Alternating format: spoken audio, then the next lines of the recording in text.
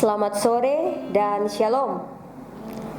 Bapak Ibu saudara-saudari dan anak-anak yang diberkati oleh Tuhan kita Yesus Kristus, dalam sukacita meski jarak membatasi kita di tengah pandemi COVID-19, tapi biarlah kasih Kristus tidak membatasi kita untuk memuliakan namanya dan membangun persekutuan kita dengan sesama kita melalui kebaktian unit Jemaat GPM Somlaki saat ini. Bapak Ibu dan saudara-saudari yang diberkati oleh Tuhan kita Yesus Kristus, dari tengah-tengah keluarga kita masing-masing, marilah kita siapkan hati dan seluruh hidup kita untuk beribadah kepada Tuhan. Saudara-saudari, bagian firman yang akan mendasari perenungan kita saat ini dari Mazmur 123 ayat 1 dan berakhir pada ayatnya yang keempat. Mazmur 123 ayat 1 dan berakhir pada ayatnya yang keempat. Mendahulunya, mari kita berdoa meminta tuntunan Roh Kudus. Kita berdoa. Ya Allah, sumber kehidupan kami, di tengah-tengah keadaan yang membelenggu hidup kami, di tengah suka maupun duka, kami masih bisa bersyukur dalam kebaktian unit pelayanan Jemaat GPM Somlaki secara online saat ini. Kami percaya Tuhan, Engkau ada bersama dengan kami. Bahkan Roh-Mu yang kudus yang akan menuntun kami hendak membaca Alkitab yang kami yakini sebagai firman kebenaran-Mu. Tempatilah hati dan pikiran kami. Bahkan kuatkanlah spirit kami dalam tindakan kami, supaya kami mampu memahami, mengerti, terlebih melakukannya dalam keseharian kami. Tuntunlah kami Bapa, dalam Kristus firman yang hidup kami berdoa. Amin. Mazmur 123 ayat 1 sampai 4. Berharap kepada anugerah Tuhan, nyanyian siara. Kepadamu aku melayangkan mataku, ya Engkau yang bersemayam di sorga. Lihat seperti mata para hamba laki-laki memandang kepada tangan tuannya, seperti mata para hamba perempuan memandang kepada tangan nyonyanya. Demikianlah mata kita memandang kepada Tuhan Allah kita, sampai Ia mengasihani kita. Kasihanilah kami ya Tuhan, kasihanilah kami, sebab kami sudah cukup kenyang dengan penghinaan. Jiwa kami sudah cukup kenyang dengan olok-olok orang-orang yang merasa aman, dengan penghinaan orang-orang yang sombong. Demikian adalah bagian firman Tuhan kita di saat ini. Bapak Ibu saudara-saudari jemaat yang diberkati oleh Tuhan kita Yesus Kristus, mengharapkan pertolongan di tengah tekanan adalah sebuah bentuk kemanusiaan yang sering kali muncul. Apalagi tekanan itu datang dari pihak lain dan keadaan yang membuat kita depresi, galau, gundah gulana, dan dalam rentang waktu yang cukup lama. Berharap ada pertolongan yang membebaskan jiwa, dan pertolongan yang membebaskan jiwa hanya dengan berharap pada anugerah Tuhan. Itulah kata pemazmur. Di tengah depresi, tekanan yang dialami oleh pemazmur, ia ingin supaya hidupnya bisa bebas dan umat yang ada bersama dengannya pun bisa terbebas. Bagian mazmur ini Bapak Ibu dan saudara-saudari digolongkan sebagai mazmur siara ketika umat Israel beribadah ke Yerusalem dan menyanyikan nyanyian-nyanyian siara di sepanjang perjalanan mereka. Bagian mazmur ini menolong mereka untuk mengarahkan hati mereka kepada Tuhan. Sebab memang dalam sejarah perjalanan umat Israel, mereka banyak mengalami penindasan, penganiayaan. Mereka sering tidak berdaya menghadapi perlakuan musuh-musuh mereka. Hal inilah yang diungkapkan oleh pemazmur dalam bagian mazmur ini. Dan ia memohon kepada Tuhan agar Tuhan mengasihani mereka, karena mereka sudah cukup lama ada di dalam penganiayaan. Demikian lamanya mereka ada dalam penganiayaan, dan karena itu pemazmur bilang, kami sudah cukup kenyang. itu menyangkut dengan perut. Ketika perut sudah merasa kenyang, dan ketika ada makanan yang berlebihan masuk, ingin sekali seorang itu muntah. Dan karena itu Mazmur menyatakan itu kepada Tuhan, bahwa dia tidak hanya kenyang secara fisik dalam olok-olokan, tetapi jiwanya juga pun hancur berantakan. Suatu lukisan penderitaan yang menyeluruh yang dirasakan oleh pemazmur dan umat. Su capek secara fisik, tapi hati lain ikut capek. Pemazmur menyatakan kepada Tuhan, aku melayangkan mataku kepada Engkau yang bersemayam di sorga. Artinya ia sementara berbicara dengan Tuhan, berdialog dengan Tuhan, menghadap kepada Tuhan. Dan ia menggunakan metafora tuan, nyonya, dan para hamba, di mana mata para hambanya memandang kepada tuan dan nyonyanya, yang tidak bisa jauh sebab para hamba adalah milik tuannya. Mereka hidup dari tangan tuannya, sebab para hamba itu selalu tunduk kepada tuannya, dan apapun yang dikatakan oleh tuannya selalu dituruti, karena memang hidup mereka bergantung kepada tuannya.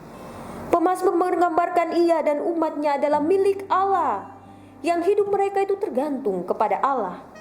Di tengah tekanan, di tengah depresi, ia memohon Tuhan mengasihi hidupnya dan umatnya, sebab sudah terlalu lama sakit hati dan sakit fisik mereka rasakan. Dengan istilah, kami sudah cukup kenyang dengan olok-olokan dan penghinaan. Apa yang bisa kita maknai, Bapak, Ibu, dan saudara-saudari, dalam kebaktian unit pelayanan ini, di tengah-tengah keluarga-keluarga Kristen, sebagai seorang ayah, ibu, anak, saudara, teman, sahabat, rekan kerja, dan segala profesi, tugas, dan tanggung jawab kita, bagaimana firman ini memberi makna bagi kehidupan kita. Hal yang pertama, Bapak, Ibu, dan saudara-saudari, berharap kepada Tuhan tak hanya manis yang didapat, tetapi juga hal yang pahit. Tidak semua film itu berakhir dengan happy ending. Ada saja film yang berakhir dengan sad ending, dengan keadaan yang tidak mengenakan. Supaya kita belajar tak selamanya harapan-harapan kita itu bermuara pada titik-titik kebahagiaan. Tapi ada titik-titik jenuh, titik-titik bosan, kekecewaan, tidak enak dirasakan. Dan saat itu kita belajar mengalami Tuhan dengan sungguh. Pemazmur, walaupun ia merasa tertekan dalam waktu yang lama karena fitnah dan olok-olokan, tapi dia masih bisa datang kepada Tuhan. Dan kisah hidup kita pun sama. Sebuah pertarungan kita untuk berharap yang sungguh kepada Tuhan, dan kadang kita harapkan sesuatu hal yang bahagia dalam hidup ini, tapi endingnya kadang gagal. Kita kecewa, kita marah. Seorang anak yang berjuang untuk masa depan tapi gagal, dan dia harus berjuang lagi. Seorang yang berjuang untuk kehidupan keluarganya aman, tapi kadang juga gagal. Berjuang untuk pelayanan kita yang baik, tapi kadang juga gagal. Pertumbuhan dan interaksi sosial anak-anak kita terganggu dalam proses-proses belajar mereka, dan itu kegagalan-kegagalan kita. Kita yang berjuang untuk sebuah kesembuhan tapi gagal. Apakah memang harapan kita sia-sia? Tapi dari keadaan-keadaan yang begitu, kita belajar untuk mengalami Tuhan di dalam keadaan yang pahit, keadaan yang tidak enak. Karena itu cara Allah merangkul dan mengokohkan kita. Di tengah COVID-19 yang terlalu banyak luka-luka yang kita rasakan, kesusahan, tekanan-tekanan batin, duka cita, tidak enak memang. Tapi kita belajar menerima dan tak kurang harapan kepada Allah. Yang kedua, Bapak, Ibu, dan saudara-saudari, berharap kepada Allah adalah juga mengingat karya-karya Allah di waktu-waktu yang lampau. Sebab menghadirkan Allah adalah juga mengenang pengalaman-pengalaman di waktu-waktu yang lampau. Ada begitu banyak kejatuhan, tetapi kita juga perlu ingat, ada begitu banyak kebangkitan dan sukacita yang Tuhan sediakan bagi kita. Ketika kita sedih, gagal, kecewa, ingatlah banyak kebaikan Tuhan yang terjadi di waktu-waktu dulu. ketika kita berjuang dan kita berhasil, ketika kita bisa sembuh, ketika kita bisa mendapatkan pekerjaan, usaha kita berhasil, bebas dari kasus-kasus peradilan, disenangi banyak orang, mampu mengelola sesuatu, mampu berpikir kritis, tenaga kita memberikan perubahan. Ingatlah saat-saat itu, ketika Tuhan memberikan sebuah keadaan-keadaan baik bagi hidup kita, supaya kita belajar mengingat pengalaman-pengalaman lampau kita bersama-sama dengan Tuhan. Dan itulah yang dilakukan oleh pemazmur. Dia belajar mengingat kebaikan Tuhan ketika menghentarkan bangsa Israel keluar dari tanah Mesir. Dan bahkan dia belajar mengingat kebaikan Tuhan, dan karena itu dia menyatakan, semua hamba para tuan laki-laki dan perempuan bergantung kepada tangan tuan dan nyonyanya. Artinya sebelum mereka memberikan kasih yang paling besar dan berharap kepada Tuhan, Tuhan telah lebih dahulu melakukan itu kepada hamba-hambanya. Meski memang COVID menyusahkan kehidupan kita, tapi jangan lupa pada karya-karya Allah yang hebat, yang mengkaryakan itu bagi istri kita, anak kita, bagi suami kita, dan bagi semua hal yang kita gumuli dalam hidup kita. Menghadirkan Allah adalah juga mengenang pengalaman-pengalaman masa lalu bersama dengannya. Yang ketiga, Bapak, Ibu, dan saudara-saudari, berharap kepada Tuhan membutuhkan ketulusan dan kesetiaan kita di tengah situasi yang mencekam sekalipun. Pengharapan memang tidak pernah mengecewakan, itu kata firman. Bergumul selalu membutuhkan waktu, Bapak, Ibu, dan saudara-saudari. Waktu untuk tetap setia meski di tengah tantangan yang terus datang silih berganti. Waktu yang tak bisa digantikan dengan kesetiaan, dengan pengingkaran terhadap suami kita, istri kita, anak-anak kita, dan saudara kita. Waktu yang tak menggantikan ketulusan dengan penyelewengan dalam kerja kita. Waktu yang tak menggantikan kesabaran dengan kemarahan. Dan waktu yang tak menggantikan Tuhan Allah dengan Tuhan dunia ini. Itulah kesetiaan yang harus kita pupuk. Dan yang paling terakhir, Bapak, Ibu, dan saudara-saudari, berharap kepada Tuhan adalah keluarga yang berharap di dalam doa. Seperti yang pemazmur nyatakan, dia berharap di dalam doa. Dia berharap dengan sungguh kepada Tuhan. Dia berharap di dalam doa dan membilang segala isi hatinya kepada Tuhan dan bukan kepada manusia. Sebab doa kepada Tuhan tidak semata-mata untuk meminta pertolongan dari Tuhan atau sebagai sebuah senjata rohani untuk melawan musuh. Tapi lebih penting daripada itu adalah kerinduan untuk menyatu dengan Allah sendiri. Jika kita merasai Allah, maka kita merasai hidup dengan Allah dan dipuaskan oleh Allah. Dan itu harus menjadi tujuan dari hidup kita. Supaya ukuran doa kita itu, tolak ukurnya bukan keberhasilan, tapi ukuran doa itu sebagaimana kita memahami Allah dalam seluruh perjalanan kehidupan kita.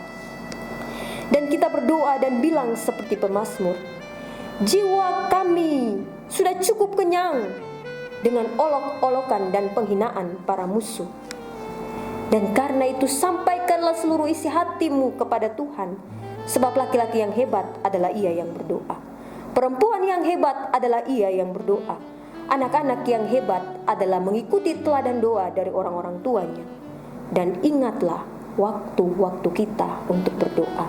Di tengah COVID-19 ini, pergumulan-pergumulan malam kita, pergumulan pribadi kita, pergumulan keluarga-keluarga kita, ingatlah untuk selalu datang kepada Tuhan. Ingat, seorang penulis, dia bilang, Jan Fleming, bahwa orang yang berdoa, dia juga punya masa kekeringan spiritualitas, di mana ia merasa bahwa Tuhan tidak hadir di dalam doanya. Dia merasa bahwa ia kehilangan sensasi hadirat Allah di dalam tiap doa yang ia naikkan. Dan masa itu bisa menimpa siapa saja dalam hidup ini, sehebat apapun dia. Dan karena itu, doa memberikan sebuah manfaat kepada kita di tengah kekeringan krisis yang kita alami ini, supaya kita bisa menelanjangi diri kita terhadap perasaan dan kebergantungan kita kepada perasaan-perasaan kita sendiri, dan menaruh perasaan kita kepada Allah. Sehingga dalam hening dan diam, kita belajar untuk memahami Allah, supaya Allah membebaskan kita dari keadaan yang tidak mungkin bisa dibebaskan oleh manusia, dan mengheningkan hati kita untuk ada di dalam kebebasan jiwa. Tetaplah berharap kepada anugerah Tuhan, sebab anugerahnya tidak pernah sia-sia dan mengecewakan. Tuhan Yesus memberkati kita, memaknai tanggung jawab tiap keluarga kita bersama dengan Tuhan. Amin.